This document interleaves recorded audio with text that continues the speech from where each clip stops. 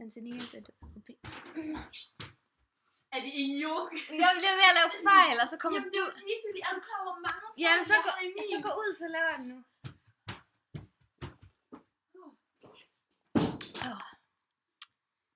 Tanzania is a developing country and in great need of efficient, cheap energy sources. There are pros and cons to all sources, so finding the best solution is not an easy task. Tanzania is placed just below equator and is hence a very sunlit country. It has an average 7.5 hours of sunshine per day year-round. For this reason, it would make all the sense in the world to invest in solar energy. We don't run out of sunlight in the near future, and it shines free of cost. The way in which solar panels work can be explained by looking at photovoltaic cells, since these actually convert sunlight into electricity. The PV cells are most often made from silicon, as this has what's called semiconducting potential, meaning that it has electrical conductivity but needs a certain temperature in order to convert current. Furthermore, silicon is pretty easily available. The PV cells are electrically connected and together they make out a solar panel. Sunlight consists of photons, which are units of electromagnetic radiation or energy.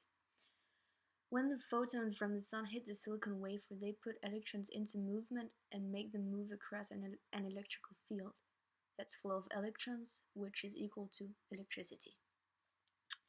The price for mounting solar panels is unfortunately not cheap, but since it's gaining popularity, prices are decreasing by the minute. Almost.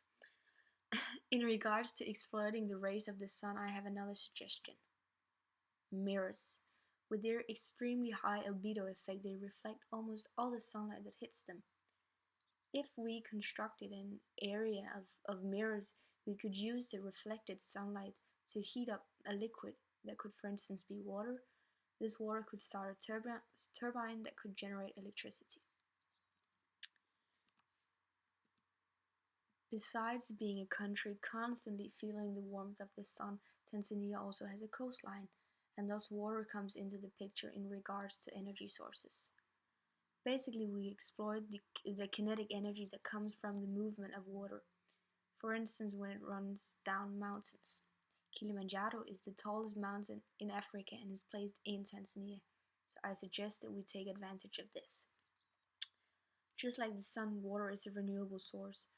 The sun will evaporate the water in the oceans, creating clouds, which then will rain, for instance, in the mountains. Then we have this kinetic energy process again. The process is never-ending and also free of charge. What's not free of charge, however, is the mounting of the hydropower plants that are required to make electricity, since they contain the dams, the generators, the turbines, etc. Despite this fact, I would still recommend hydropower as a possible power source in Tanzania. It's not at all the most expensive one, and Tanzania actually already has hydropower plants. They just need renovation. Then there are solid biofuels. Global warming is proof that we need to be environment-minded, which is why I chose to focus on renewable energy sources.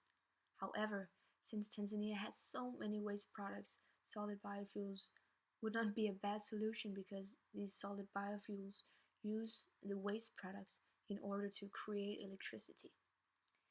The inevitable downside is that solid biofuels pollute.